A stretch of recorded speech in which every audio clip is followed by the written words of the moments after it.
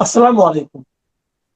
প্রিয় দর্শক, অন্য মঞ্চের আলোচনায় আজ আমাদের সঙ্গে অতিথি হিসেবে আছেন কক্সবাজারের রামু সেনানিবাসেই কি হতে যাচ্ছে মার্কিন ঘাঁটি? হঠাৎ এমন প্রশ্ন কেন উঠছে? এরপর আরো টেনশন আছে। যুক্তরাষ্ট্রের সঙ্গে কি এমন গোপন চুক্তি করে গেছেন স্বঘোষিত ভিভিআইপি ইউনূস, যা এদেশের মানুষ জানেন না, যা তারেক রহমানের নেতৃত্বাধীন বিএনপি সরকারের জন্য বিরাট হুমকি এবং গোপন ফাঁদ বলে মনে করছেন অনেকে। প্রধানমন্ত্রী তারেক রহমানের সহধর্মিণী জুবাইদা রহমানের যুক্তরাষ্ট্র সফরের নেপথ্যে কি কোনো ধরনের প্রক্সি কূটনীতি রয়েছে? অনেকেই এসব নিয়ে এখন কথা বলছেন। জানা দরকার এই প্রেক্ষাপটে কি করবে তারেক রহমানের নেতৃত্বাধীন বিএনপি সরকার, কোন পথে হাঁটবেন তারেক রহমান। আসসালামু আলাইকুম, স্বাগত লিডস নিউজে।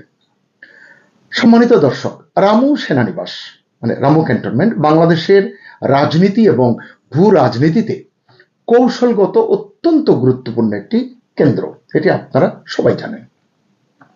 একদিকে মায়ানমার সীমান্ত, দেশের অভ্যন্তরে রোহিঙ্গা সংকটের কেন্দ্রবিন্দু এবং বঙ্গোপসাগরের প্রবেশদ্বার, এই সব কিছুর কেন্দ্রবিন্দু হচ্ছে এই রামু এলাকা।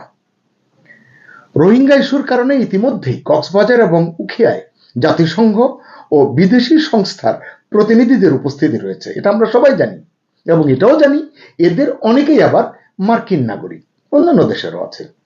অনেকে এমনও বলেন ইউনূস এবং তার নিরাপত্তা উপদেষ্টা খলিলুর রহমানের, যিনি এই সরকারের এখন পররাষ্ট্রমন্ত্রী, এই দুজনের কারণে গত 18 মাসে মানে ইউনূসের 18 মাসে রামু সেনানিবাস কার্যত যুক্তরাষ্ট্রের অনানুষ্ঠানিক নিয়ন্ত্রণে ছিল, এটা অনেকে বলেন।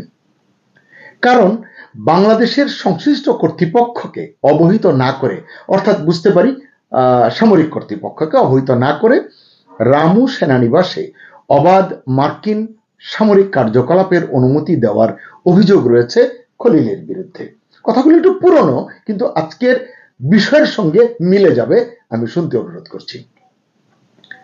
ভারত হয়ে বাংলাদেশের পার্বত্য অঞ্চল দিয়ে মায়ানমারে অনুপ্রবেশে 9 জন ভাড়াটে সৈন্যকে সহায়তা করার অভিযোগও রয়েছে এই ব্যক্তির বিরুদ্ধে। ইউনূসের সেই নিরাপত্তা উপদেষ্টা খলিলুর রহমান এখন তারেক রহমানের নেতৃত্বাধীন বিএনপি সরকারের পররাষ্ট্রমন্ত্রী। ফলে অনেক রাজনৈতিক বিশ্লেষকের মতে তারেক সরকার যুক্তরাষ্ট্রের প্রভাব এবং নজরদারির অধীনেই থাকছে বা রয়েছে, এটি অনেকেই মনে করছেন। দক্ষিণ এশিয়ায় যুক্তরাষ্ট্র নিজের কৌশলগত উপস্থিতি আরো শক্ত করতে চায়, এই কথা আমরা অনেকদিন ধরেই শুনছি। কিন্তু তাই বলে একটি স্বাধীন সার্বভৌম দেশে অর্থাৎ বাংলাদেশের কক্সবাজারে রামু ক্যান্টনমেন্টে অন্য একটি দেশ যত শক্তিশালী সে হোক না কেন তাকে ঘাঁটি গাড়তে হবে এবং এর প্রেক্ষাপট অগ্রপশ্চাৎ কেউ জানবে না, গোপনীয় হয়ে যাবে, আসলে অনেক দুশ্চিন্তার জন্ম দেয়, অনেক প্রশ্নের জন্ম দেয়। এবং এ কারণেই আসলে বলতে চাই যে এজন্যই কি যুক্তরাষ্ট্র এখন এই যে একটি আপনারা জানেন অনেকে জিএসওএমআইএ জিসোমিয়া এবং এসিএসএ চুক্তি স্বাক্ষরের জন্য বাংলাদেশকে চাপ দিচ্ছে। এই দুটি চুক্তি নিয়ে আমি বেশি কথা বলতে চাই না, আমরা অতীতে এই দুটি চুক্তি নিয়ে বিস্তারিত কন্টেন্ট করেছি, কষ্ট করে আপনারা চাইলে দেখে নিতে পারেন।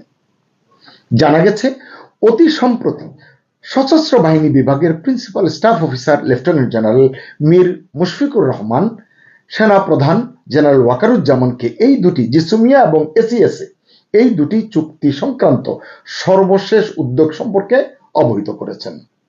বিশ্লেষকরা বলছেন চুক্তি দুটি সই হলে, যেটি যুক্তরাষ্ট্র অনেকদিন ধরেই চাচ্ছে, যুক্তরাষ্ট্রের সঙ্গে বাংলাদেশের প্রতিরক্ষা সহযোগিতা অনেক গভীর হবে, এখন যা আছে তার চেয়েও গভীর হবে।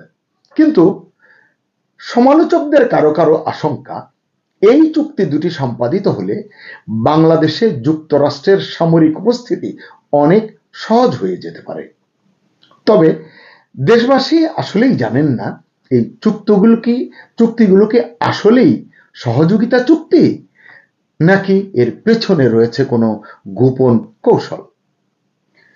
যুক্তরাষ্ট্রের নাগরিক বলে বহুল সমালোচিত মিস্টার খলিলুর রহমান এখন বাংলাদেশ সরকারের পররাষ্ট্রমন্ত্রী। আপনারা জানেন, একটু আগে আমিও বললাম। সেই পররাষ্ট্রমন্ত্রী হিসেবে আমরা শুনলাম বা জানলাম তিনি জাতিসংঘের সাধারণ পরিষদের সভাপতি হওয়ার জন্য দেশে বিদেশে প্রচারণা চালিয়ে যাচ্ছেন। এবং এটিও জানা গেল ইতিমধ্যে তিনি যুক্তরাষ্ট্র এবং যুক্তরাজ্যের সমর্থন পেয়েছেন। বলা বলি হচ্ছে, খলিল সভাপতি হলে জাতিসংঘের সাধারণ পরিষদের সভাপতিত্ব করবার এই পদ তিনি যদি পান, রোহিঙ্গা ইস্যুর আওতায় জাতিসংঘের পক্ষে রামু সেনানিবাসের নিয়ন্ত্রণ নেওয়া অনেক সহজ হবে।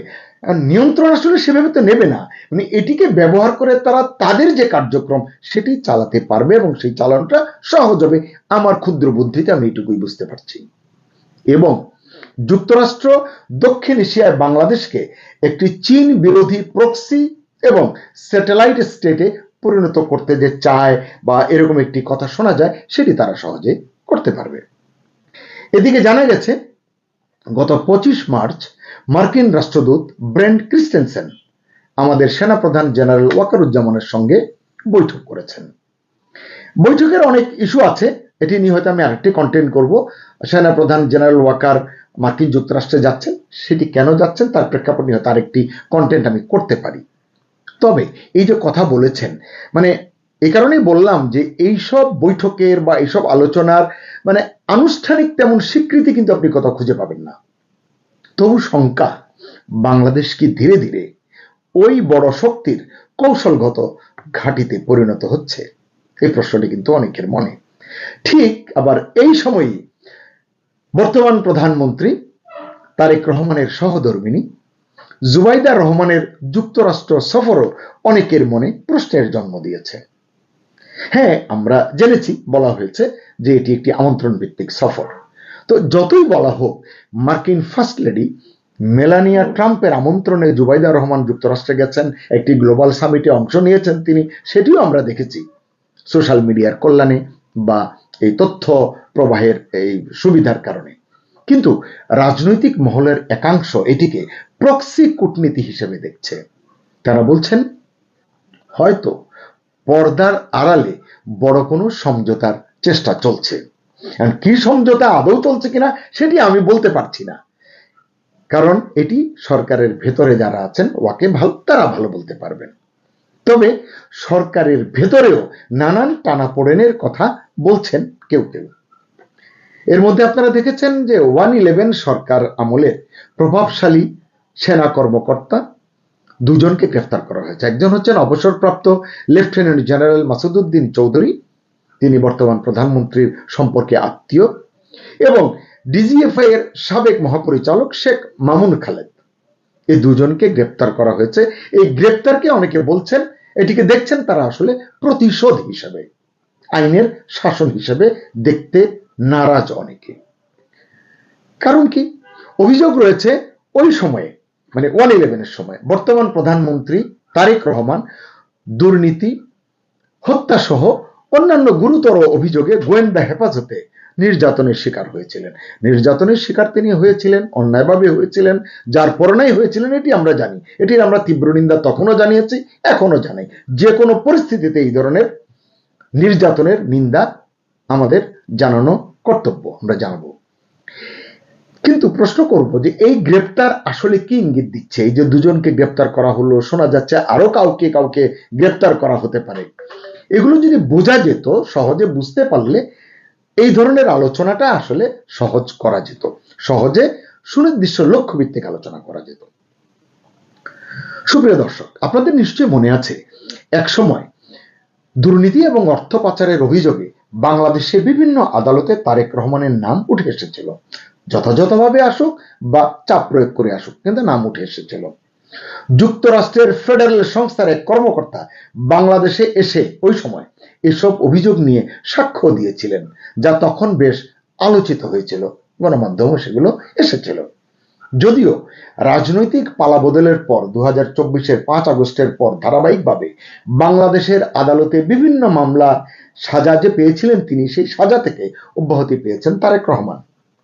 তবু এফবিআই এর নথিতে তিনি নাকি এখনো অভিযুক্ত হিসেবে তালিকাভুক্ত রয়েছেন। এটি আসলে আমি ক্রস চেক করতে পারিনি। তবে জুবাইদা রহমানের যুক্তরাষ্ট্র সফরের সঙ্গে এই অভিযোগ নিষ্পত্তির কোনো উদ্যোগ আছে কিনা, থাকবে কিনা, এটি তাই দৃঢ়ভাবে বলা মুশকিল।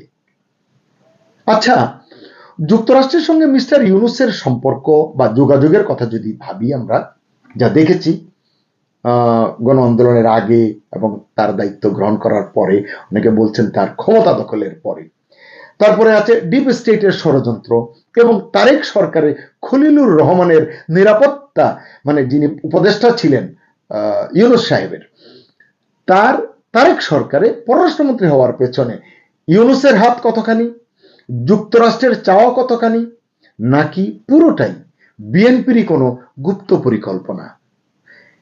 এসবের ফলে যুক্তরাষ্ট্রের কাছে তারেক রহমানের অতীত অবস্থান কি সহসাই বদলাবে? মানে যদি বিএনপি কোনো গুপ্ত পরিকল্পনার আওতায় খলিলকে নিয়ে সামনে যে এগোচ্ছে, এর বিপরীতে কোনো সুফল তারা পাবে কিনা এটি বলা যাচ্ছে না।